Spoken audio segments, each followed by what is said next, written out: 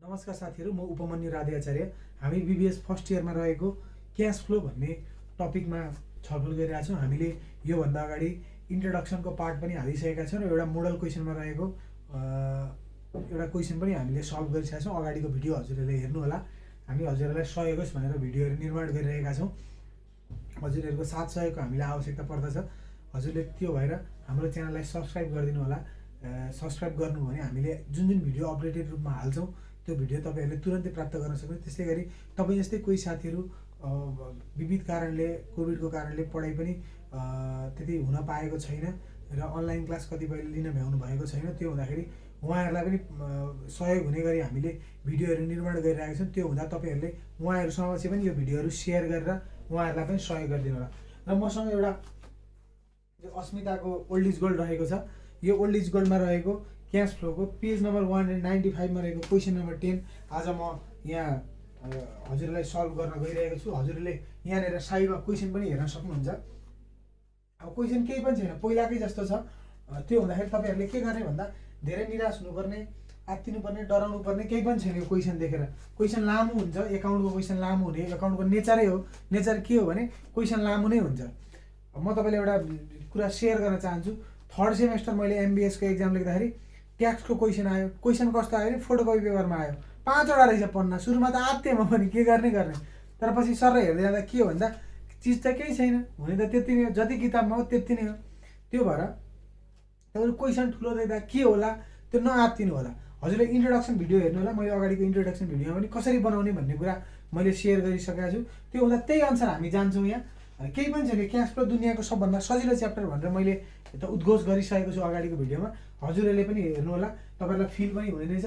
बोर्डमा हेर्न सक्नुहुन्छ तपाईँहरूले। अब केही पनि छैन, हामी सिधै यसको सोल्युसनमा जान्छौँ।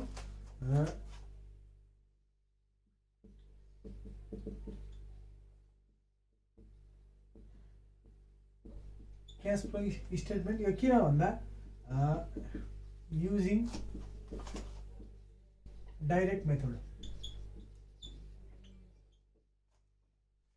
यो हामीले डाइरेक्ट मेथड प्रयोग गरेर हामीले अगाडि तपाईँहरूलाई सिम्पल, मैले त यसलाई सिम्पल क्यास फ्लो भनेर पनि नाम दिएको छु।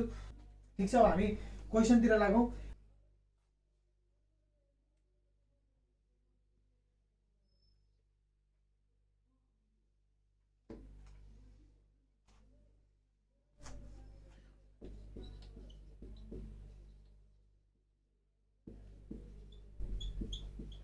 पार्टिकुलर एमाउन्ट धेरै कोलमहरू बनाएर झकिझकाउ बनाउनु आवश्यक छैन। हामीले कोलम देखेर मार्क्स आउने होइन कि हामीले लेखेको, हामीले गरेको प्रोसेस हेरेर र हामीले हिसाब मिलाउँछौँ कि मिलाउँदैनौँ त्योसँग मतलब हुन्छ। त्यही भएर धेरै कोलमतिर फोकस नहुनु होला। अब हामीले के गर्ने गरेको छ भने मैले क्यास फ्लोमा हजुरलाई भनेको छु जम्मा जम्मी 3टा एक्टिभिटिजको बारेमा छलफल गर्छौँ हामी, अपरेटिङ, इन्भेस्टिङ र फाइनेन्सिङ।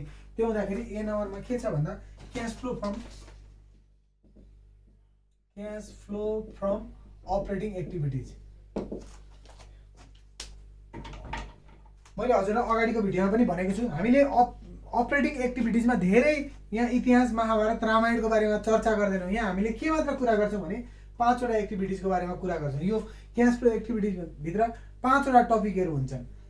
त्यो हुँदाखेरि त्यो टपिकहरूमध्ये पहिलो टपिक छ ए नम्बर दिएको छौँ हामीले क्यास कलेक्सन फ्रम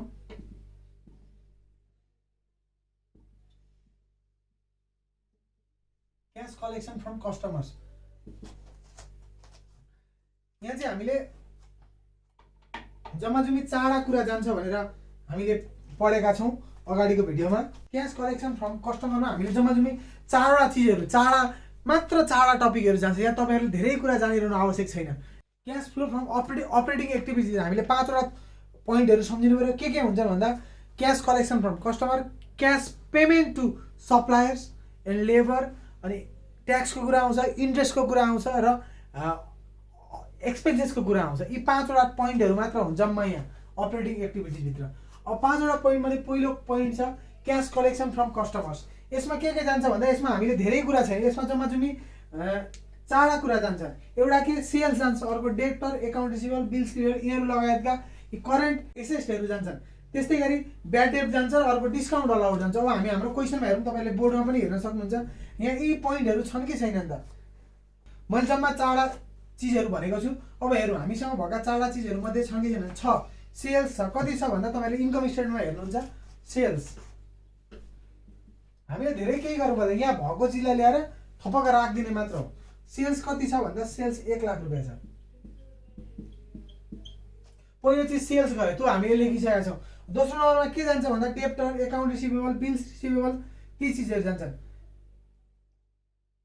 अब यहाँ के छ भन्दाखेरि एकाउन्ट रिसिभेबल छ। हेर्नु होला के भयो त, मैले के भनेको छु, एसेट इन्क्रिज भयो भने तपाईँहरूलाई पैसा भएको पैसा जान्छ, किनभने हामीले एसेट खरिद गर्छौँ, त्यो भएर यसलाई पोजिटिभमा लेख्ने। एकाउन्ट रिसिभेबल के भएको छ, डिक्रिज भएको छ। इयर 1 भन्दा इयर 2 मा कम छ भनेपछि एक एसेटलाई यदि डिक्रिज भयो भने त्यो हामीले अगाडि इन्ट्रोडक्सन पार्टमा पनि चर्चा गरेको छौँ, तपाईँहरूले त्यहाँ गएर त्यो भिडियो पनि हेर्न सक्नुहुन्छ। यदि एसेट डिक्रिज भयो भने हामीले के गर्छौँ भन्दा त्यसलाई पोजिटिभमा लेख्छौँ। अब के भएको छ, decrease in account receivable. Account receivable decrease भएको छ। कतिले भन्दा अघिल्लो वर्ष 20,000 छ, पछिल्लो वर्ष 15,000 छ भनेपछि 5,000ले डिक्रिज भयो। डिक्रिज भयो भने हामी एसेटलाई पोजिटिभ भ्यालुमा लेख्छौँ। त्यस्तै यहाँ के जान्छ भन्दा तेस्रो चिज यहाँ जान्छ ब्याड डेट्सको कुरा। ब्याड डेट्सको कुरा छ कि छैन, तर तपाईँहरूले हेर्न सक्नुहुन्छ तल इन्कम स्टेटमेन्टमा पनि हुनसक्छ अथवा ब्यालेन्स सिटमा पनि हुनसक्छ। ब्यालेन्स सिटको एसेट साइडमा रहेछ प्रोभिजन फर डाउटफुल डेट भनेर। कति छ भन्दा अघिल्लो वर्ष 4,000 छ। त्यो तपाईँले त्यो ब्राकेट दिएको छ, ब्राकेट दिएमा नझुक्किनु होला। यदि यो लाइबिलिटिजको आइटम हो, लाइबिलिटीतिर गयो पोजिटिभ हुन्थ्यो। एसेट्सतिर गएर त्यहाँ ब्राकेटमा यो राखेर उसले माइनस नेगेटिभ भ्यालुमा अथवा माइनस भ्यालुमा दिएको छ। हामीले यसरी बुझ्छौँ। एकुमुलेटिभ डिप्रिसिएसन पनि त्यसै गरेको छ। त्यो त्यसमा आत्तिनु पर्ने केही छैन। त्यो लाइबिलिटिजतिर दिएको भए त्यो ब्राकेट हुँदैन, त्यो अर्थात् त्यो नेगेटिभ भ्यालुमा दिएको हो। यो त्यो भएर तपाईँहरूले यो चिजमा विचार गर्नु होला। के भएछ, प्रोभिजन फर डाउटफुल डेट भन्दा डिक्रिज भएछ। यो लाइबिलिटिजको आइटम हो हामीले बुझेछौँ। अथवा तपाईँ लाइबिलिटिजको आइटम भन्ने थाहा पाउन झुकिनुहुन्छ भने के गर्ने भन्दा डिक्रिज भएको छ। यदि ब्राकेटमा छ भने त्यसलाई के गर्ने, एसेट्सतिरै भए पनि ठ्याक्कै अपोजिट गरिदिने। हामीले भनेको लाइबिलिटिजतिर लाइबिलिटिज इन्क्रिज हुँदा के हुन्थ्यो, पैसा आउँथ्यो हामीलाई, त्यो भएर हामी पोजिटिभमा लेख्थ्यौँ। लाइबिलिटी डिक्रिज हुँदा के गर्थ्यौँ, लाइबिलिटी डिक्रिज हुँदाखेरि हामी नेगेटिभमा लेख्थ्यौँ। अब यो के हो भन्दा एसेट्सतिर छ तर केमा छ, ब्राकेटमा छ, अर्थात् नेगेटिभ भ्यालुमा छ यो। त्यो हुँदाखेरि यसलाई के भनेर बुझ्नु पर्यो भने यो लाइबिलिटिज हो। लाइबिलिटिज के भयो, डिक्रिज भयो। लाइबिलिटी डिक्रिज भयो भने हामी के गर्छौँ, हामी त्यसलाई नेगेटिभ भ्यालुमा अर्थात् माइनसमा लेख्छौँ। अथवा तपाईँले यसरी पनि बुझ्न सक्नुभयो, एसेट साइडमा छ, एसेट्स के भयो भन्दा एसेट डिक्रिज भयो तर कुन भ्यालुमा छ, यो नेगेटिभ भ्यालुमा भएकोले हामीले ठ्याक्कै अपोजिट ट्रान्ज्याक्सन गरिदिने। अर्थात् डिक्रिज इन प्रोभिजन फर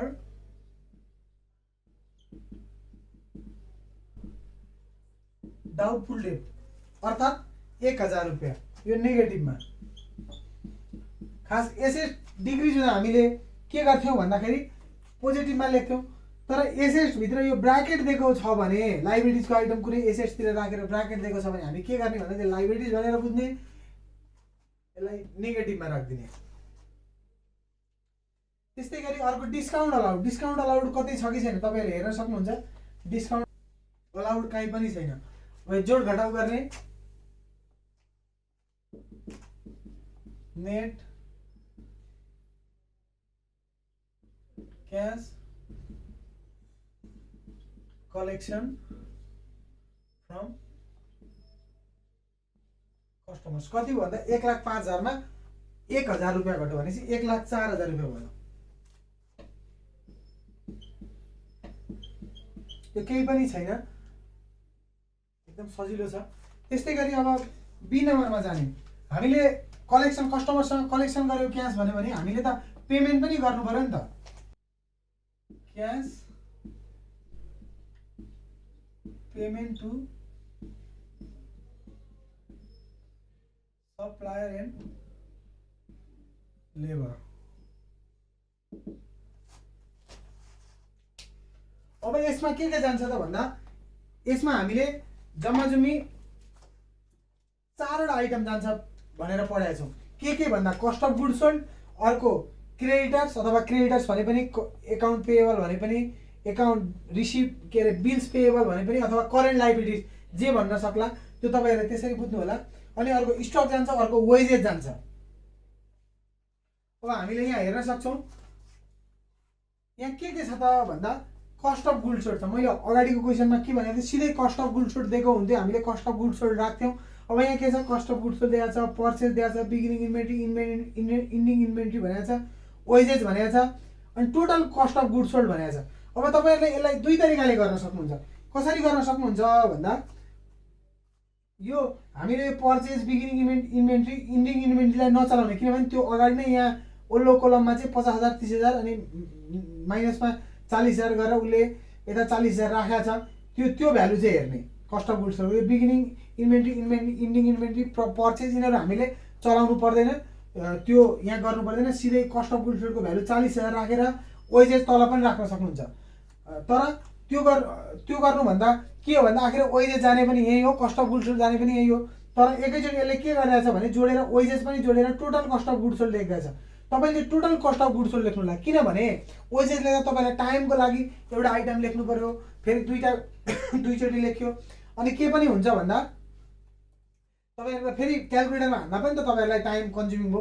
त्यो भएर समयको बचत गर्नको लागि म चाहिँ हजुरलाई के भन्छु भने टोटल कस्ट अफ गुड्स सोल्डलाई लेखिदिने।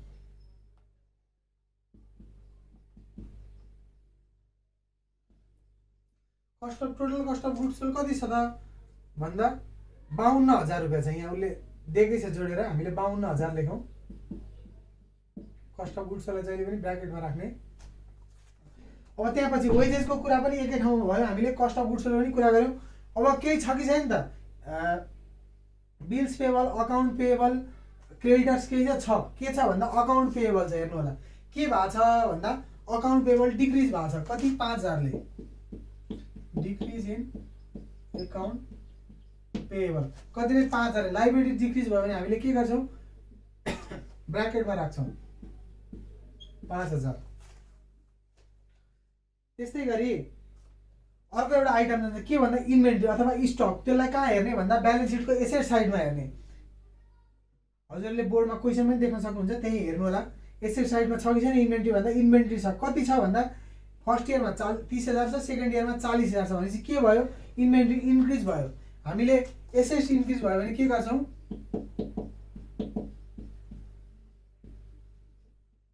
ब्राकेटमा राख्छौँ अथवा नेगेटिभ भ्यालुमा राख्छौँ। कतिले भन्दा 10,000 ले 10,000 इन्क्रिज भएको छ। हामीले इन्भेन्ट्रीलाई पनि राखिरहेका छौँ। अब कहिलेकाहीँ के हुन्छ भने वेजेसलाई आउटस्ट्यान्डिङ भनेर प्रिपेड भनेर पनि दिएको हुनसक्छ, त्यसलाई पनि हामीले यहाँ राख्छौँ भनेको छ। अब यहाँ लाइबिलिटी साइजमा के भनेको छ भने आउटस्ट्यान्डिङ वेजेस भनेको छ। आउटस्ट्यान्डिङ वेजेस के भएको छ भन्दा इन्क्रिज भएको छ, इन्क्रिज इन आउटस्ट्यान्डिङ वेजेस। कतिले भन्दा 1,000 ले लाइबिलिटी इन्क्रिज भयो भने हामी पोजिटिभ भ्यालुमा राख्छौँ। अरू केही जान्छ त यहाँ भन्दा अरू केही पनि जाँदैन। जोड घटाउ गरौँ, कति भयो भन्दा net cash payment to supplier and labour. कति भयो भन्दा 52, 52, 5, 57, 57 र 10 ले 67 मा 1 गयो, 66,000 रुपियाँ भयो।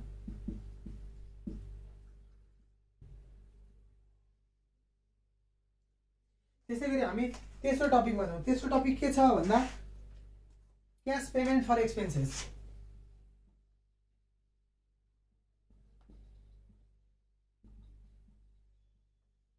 क्यास पेमेन्ट फर एक्सपेन्सेस यसमा के गर्ने भन्दा एक्सपेन्सेसको मात्र कुरा गर्ने भनेको छ हामीले। एक्सपेन्सेस चाहिँ कहिले प्रिपेड एक्सपेन्सेस भनेर दिएको पनि हुनसक्छ, अथवा आउटस्ट्यान्डिङ एक्सपेन्सेस भनेर दिएको पनि हुनसक्छ, अथवा इन्कम स्टेटमेन्टमा अपरेटिङ एक्सपेन्सेस भनेर कुनै एक्सपेन्सेस दिएको हुनसक्छ। तपाईँहरूले हेर्नु होला यहाँ यसमा के छ भन्दा लेस अपरेटिङ एक्सपेन्सेस भनेको छ इन्कम स्टेटमेन्टमा। त्यसपछि इन्ट्रेस्ट अन ब्याङ्क लोन यो यहाँ जाँदैन, डिप्रिसिएसन पनि यसमा जाँदैन, प्रोभिजन फर ट्याक्स अन्त्य जान्छ, लस सेल्स अफ मेसिन यो अन्त्य जान्छ। टोटली अपरेटिङ एक्सपेन्सेस टोटल राख्ने होइन, हामीले अपरेटिङ एक्सपेन्सेस भनेर 10,000 रुपियाँ दिएको रहेछ। हामीले अपरेटिङ एक्सपेन्सेस कहिलेकाहीँ स्यालेरी एडमिनिस्ट्रेटिभ भनेर पनि दिन सक्छ। मैले अगाडिको इन्ट्रोडक्सन भिडियोमा पनि भनेको छु, यहाँ चाहिँ अपरेटिङ एक्सपेन्सेसै भनेर दिएको छ। अपरेटिङ एक्सपेन्सेस कतिमा भन्दा 10,000 दिएको छ, यसलाई नेगेटिभ भ्यालुमा लेखिदिने। त्यस्तै गरी प्रिपेड एक्सपेन्सेस छ कि छैन हामीले ब्यालेन्स सिटको एसेट साइडमा हेर्न सक्छौँ। प्रिपेड एक्सपेन्सेस भनेर दिएको छैन। त्यस्तै गरी आउटस्ट्यान्डिङ एक्सपेन्सेस दिएको छ त आउटस्ट्यान्डिङ दिएको एक्सपेन्सेस पनि दिएको छैन भनेपछि यो के भयो भन्दा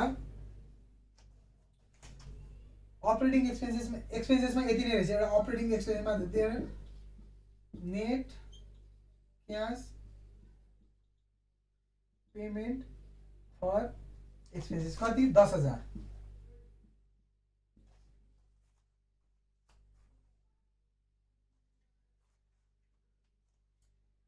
त्यस्तै गरी डीमा 14 नम्बरमा के जान्छ भनेको छ भने मैले भने हामी इन्ट्रेस्टको कुरा गर्छौँ। यसमा क्यास पेमेन्ट फर इन्ट्रेस्ट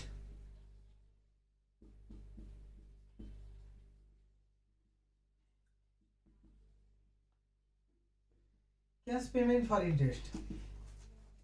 अब हेर्नु होला इन्ट्रेस्ट पनि इन्ट्रेस्ट पेड भनेर पनि दिएको हुनसक्छ इन्कम स्टेटमेन्टमा अथवा आउटस्ट्यान्डिङ इन्ट्रेस्ट प्रिपेड इन्ट्रेस्ट भनेर ब्यालेन्स सिटमा पनि दिएको हुनसक्छ। अब यहाँ के छ त यहाँ इन्ट्रेस्ट अन ब्याङ्क लोन भनेर 2,000 रुपियाँ दिएको छ। इन्कम स्टेटमेन्टमा हेर्न सक्नुहुन्छ interest on bank loan interest on bank loan कति 2,000। यसलाई नेगेटिभ भ्यालुमा लेखिदिनु। अरू केही छ त अरू केही पनि छैन यसमा। अब यस्तो यस्तो सिंगल भयो भने तपाईहरुले यस्तो नेट पेमेन्ट फर एक्सपेन्सेस अथवा नेट पेमेन्ट फर इन्ट्रेस्ट यसरी लेखे पनि हुन्छ। यसरी टाइम कन्ज्युमिङ हुन सक्छ। त्यही भएर मैले के गर्छु भने यसलाई पनि मेटिदिन्छु। तपाईहरुलाई पोइन्ट लेख्नु होला। त्यो गर्नु भने तपाईहरुको टाइम पनि बच्छ 2000। त्यसैगरी हाम्रो पाँचौं टपिक के चढ्छ भने ई नम्बरमा क्याश पेमेन्ट फर ट्याक्स।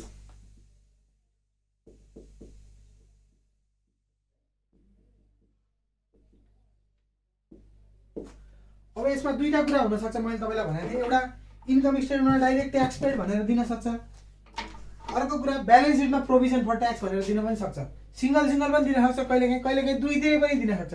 त्यो सिंगल दियो भने हामी सिधै ट्याक्स पेड भनेर इन्कम स्टेटमेन्टमा राखिदिनु सकिहाल्यो। ब्यालेन्स सिटमा पनि दिँदा के गर्ने भने दुई तरिकाले गर्न सक्नुहुन्छ। अब यो क्वेसनलाई हेरौँ। माथि ब्यालेन्स सिटमा के भनेको छ भने प्रोभिजन फर ट्याक्सेसन भनेको छ। के भएको छ भन्दा इन्क्रिज इन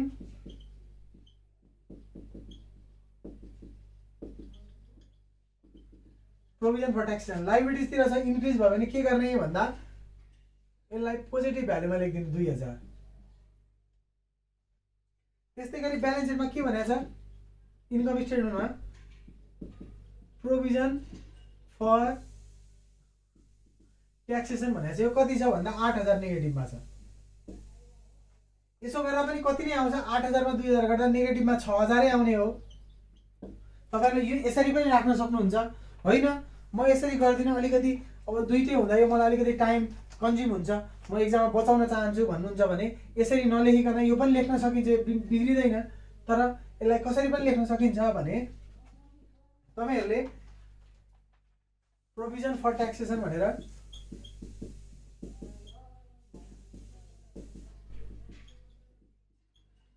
ट्याक्सेसन भन्ने ब्यालेन्स सिटमा रहेको ओपनिङ भ्यालु छ। इयर 1 तिर हेर्नु त कति छ भन्दा 8000 छ। यो 8000 मा इन्कम स्टेटमेन्टमा रहेको ट्याक्सेसन ल्याएर जोड दिने 8000।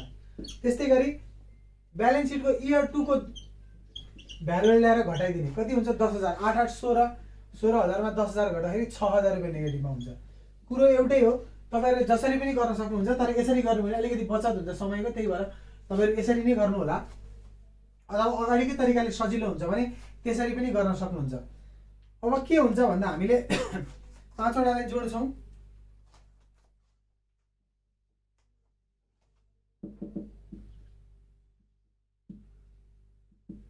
Cash flow from operating activities before extra ordinary item A plus B plus C plus D plus E गर्ने। अब हेर्नु 1,04,000 मा 66,000 घटाइदिने 10,000 2,000 6,000 यति सबै गर्दा कति हुन्छ भन्दा 20,000 रुपियाँ हुन्छ। अब हामीहरू एक्स्ट्रा अर्डिनरी आइटम भनेको के भन्दा सर्ट टर्म ब्याङ्क लोन दिएको छ कि छैन। सर्ट टर्म ब्याङ्क लोन तपाईँहरू हेर्न सक्नुहुन्छ, ब्याङ्क लोन भनेर दिएको छ। यो सर्ट टर्म नभनेकोले यसलाई हामीले लङ टर्मै मानौँ। अर्को मार्केटेबल सेक्युरिटी छ कि छैन, मार्केटेबल सेक्युरिटी दिएको छैन। दिएको भए हामीले यहाँ राख्थ्यौँ। सर्ट टर्म नोट पेएबल पनि भनेको छैन। त्यस्तै गरी ब्याङ्क ओभरड्राफ्ट दिएको छ, ब्याङ्क ओभरड्राफ्ट पनि छैन र केही पनि छैन। हामी जम्मा 4 आइटम जान्छ भनेको छौँ। क्यास एक्स्ट्रा अर्डिनरी आइटममा हामीले 4 थोक जान्छ भनेको छौँ। के भन्दा short term bank loan, short term note payable, bank overdraft र मार्केटेबल सेक्युरिटी। त्यो छ त छैन। त्यो नभएकोले के गर्ने भन्दा हाम्रो यो बिफोर एक्स्ट्रा अर्डिनरी आइटम त्यो नलेखेको हुन्छ। ए नै सिधै के हुन्छ भन्दा cash flow from operating activity हुन्छ। त्यही भएर तपाईँहरूले त्यो विचार गर्नु होला। अथवा यो लेखेर एक्स्ट्रा अर्डिनरी आइटम निल लेखे पनि हुन्छ, त्यो जसरी गरे पनि हुन्छ। Cash flow from operating activities मैले यसलाई ए भनेर नाम दिएको छु। यहाँ माथि यहाँ अट्दैन, त्यही भएर म हजुरलाई सजिलोको लागि वर्किङ नोट पनि गर्नुपर्छ। यसलाई म यता सार्दैछु। 20,000 भएको छ। ए को cash flow from operating activities कति छ भन्दा 20,000 रुपियाँ छ। यो मैले फेरि कहीँबाट ल्याएको होइन, यहीँको सारेको यता तपाईँहरूलाई वर्किङ नोट गरेर देखाउन सजिलो हुन्छ भनेर।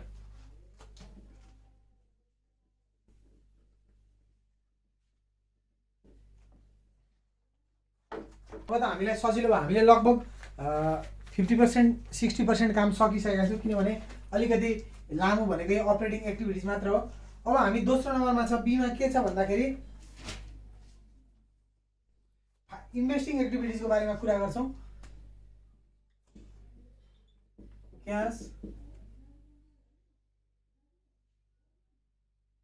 Cash flow from investing activities, यसलाई मैले बी भनेर नाम दिएँ। केही पनि छैन यसमा। जम्मा चाहिँ मैले के भनेको छु भने 4 कुराको बारेमा हेर्नु। एउटा के भन्दा पर्चेज अफ फिक्स एसेट, 2 नम्बरमा सेल अफ फिक्स एसेट, तेस्रो नम्बरमा इन्भेस्टमेन्टको कुरा र चौथो नम्बरमा डिभिडेन्ड रिसिभको कुरा। अब हामीले हेरौँ यहाँ purchase of fix asset. Fix asset दिएको छ कि छैन भन्दा फिक्स एसेट छ। के छ भन्दा ल्यान्ड एन्ड बिल्डिङ छ, प्लान्ट एन्ड मेसिनरी छ।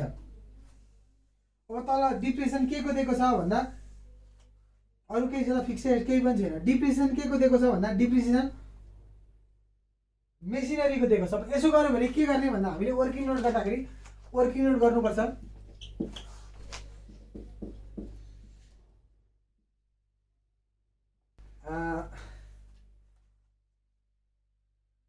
सेल अफ फिक्स एसेट भनेर यसमा भ्यालु दिएको छैन।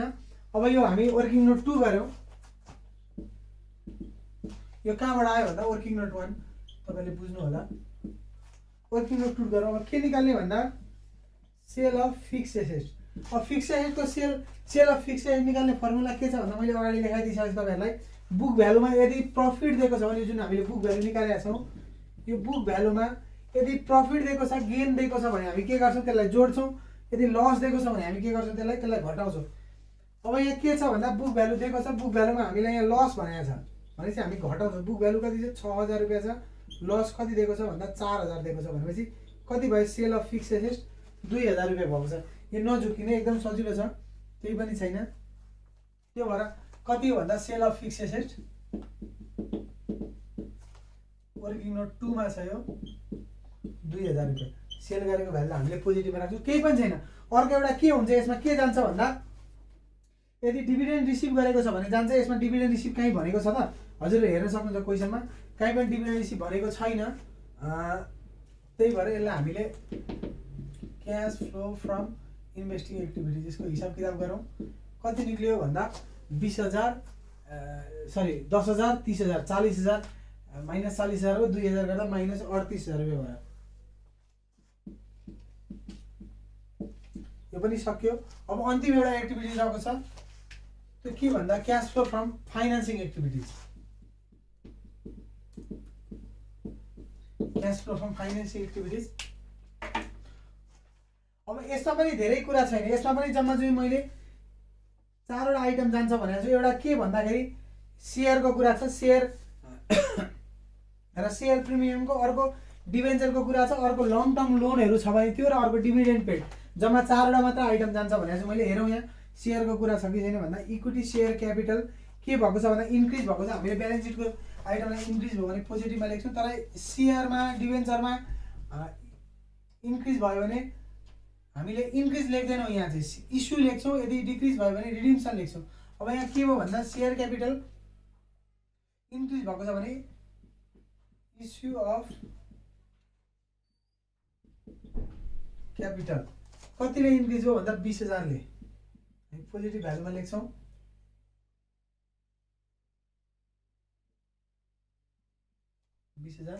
त्यस्तै गरी सेयर प्रिमियम पनि इन्क्रिज भएको छ। इस्यु अफ सेयर प्रिमियम यो कति हजारले भन्दा 8,000, 10,000, 2,000ले इस्यु भएको छ। यसलाई पनि हामी पोजिटिभमा लेख्छौँ। त्यस्तै गरी ब्याङ्क लोन के भएको छ इन्क्रिज इन ब्याङ्क लोन। किन इन्क्रिज लेख्नुभयो? यहाँ त फर्स्ट इयरमा 0 छैन केही पनि, सेकेन्ड इयरमा मात्र दिएको छ भन्दा के भने फर्स्ट इयरमा 0 थियो, सेकेन्ड इयरमा कति भयो 20,000 हो भनेपछि त 20,000ले इन्क्रिज भयो। यस्तोमा नझुकिनु होला, फेरि एकतिर छैन अर्कोतिर मात्र लेख्ने भनेर। हामीले यदि सर्ट टर्म ब्याङ्क लोन भएको भए अपरेटिङ एक्सपेन्सेस अपरेटिङ एक्टिभिटिजमा एक्स्ट्रा अर्डिनरी आइटममा राख्थ्यौँ, तर यो लङ टर्म हो, हामीले सर्ट टर्म नभनेकोले लङ टर्मै बुझ्ने। त्यस्तै गरी डिभेन्चर जान्छ, यहाँ डिभेन्चरको कुरा छैन। अर्को जाने एउटा आइटम हो डिभिडेन्ड पेड। और डिभिडेन्डको बारेमा केही भनेको छ कि छैन हामीले यहाँ विचार गरौँ। डिभिडेन्ड शब्द कहीँ पनि छैन, हामीले यहाँ लुकायो। हामीले यहाँ बुझ्नुपर्छ, के बुझ्नुपर्छ भने यदि डिभिडेन्ड भनेन भने मैले तपाईँहरूलाई भनेको थिएँ opening return earning plus net income minus closing return earning गर्ने भनेको थिएँ मैले यहाँ, तर यहाँ त्यो पनि छैन, रिटर्न अर्निङ पनि छ त छैन। अब के यहाँले यहाँ के दिएको छ भने प्रॉफिट एन्ड लस दिएको छ। Profit and loss return earning भन्नु लगभग एउटै कुरा हो, यसमा अन्तर त छ, तर यहाँ तपाईहरुले बुझ्दा एउटै चीज भनेर बुझ्नु भयो हुन्छ। अहिलेलाई कहिलेकाहीँ प्रोभिजन फर डिभिडेन्ड दियो भने प्रोभिजन फर डिभिडेन्डलाई राख्ने, त्यो छैन भने रिटर्न अर्निङलाई राख्ने, त्यो छैन भने पीएल लाई राख्ने। भनेपछि ओपनिङ पीएल कति छ, यसमा के गर्ने डिभिडेन्ड पेडको लागि वर्किङ नोट 3 गरौँ। यही देखाए पनि हुन्छ, तर मैले तपाईहरुलाई यहाँ डिभिडेन्ड पेड नभनेकोले डिभिडेन्ड पेडलाई लुकायो, त्यही भएर मैले बुझाउनको लागि वर्किङ नोट गरिदिएछु। यसमा के गर्ने भन्दा पीए प्रॉफिट एन्ड लस भनेर दिएको छ, लायबिलिटिज तिर तपाईले हेर्न सक्नुहुन्छ। त्यसमा opening profit and loss plus net income दिएको छ। हामीले रिटर्न अर्निङ भनेर मैले फर्मुला लेखाएको थिएँ, त रिटर्न अर्निङ भन्नु प्रॉफिट एन्ड लस भन्नु अहिले एउटै बुझिरहनु होला। त्यो हुँदा ओपनिङ पीएलमा नेट इन्कमलाई जोड्दिने, जुन ब्यालेन्स सिटको सरी इन्कम स्टेटमेन्टको अन्तिममा दिएको छ। त्यस्तै क्लोजिङ प्रॉफिट एन्ड लसलाई घटाइदिने, यो ब्यालेन्स सिटको लायबिलिटी साइडमा छ।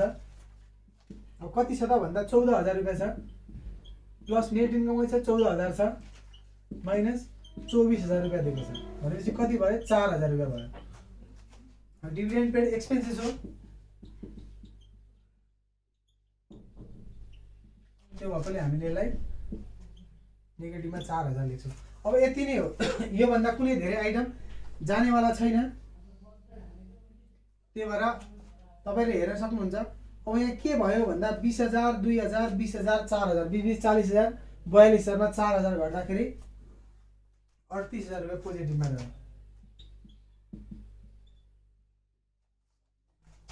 अब हामी के गर्छौं भने तिनटैलाई जोड दिन्छौं, नेट चेन्ज इन क्याश भनेर।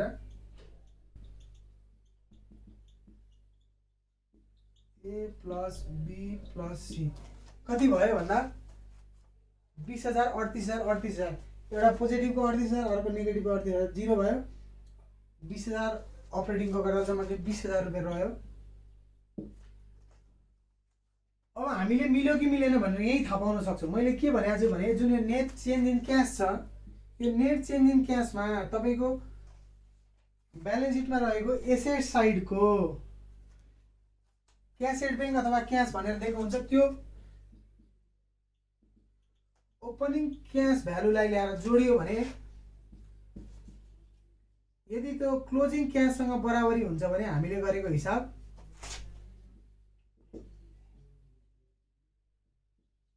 मिल्यो भनेर बुझ्नुपर्छ। अब यहाँ के भयो भन्दा नेट चेन्जिङ क्यास 20,000 निक्ल्यो, ओपनिङ क्यास 4,000 निक्ल्यो, 24,000 निक्ल्यो भनेपछि हिसाब यसरी मिल्यो भनेर हामीले त्यही थाहा पाउन सकिन्छ। अब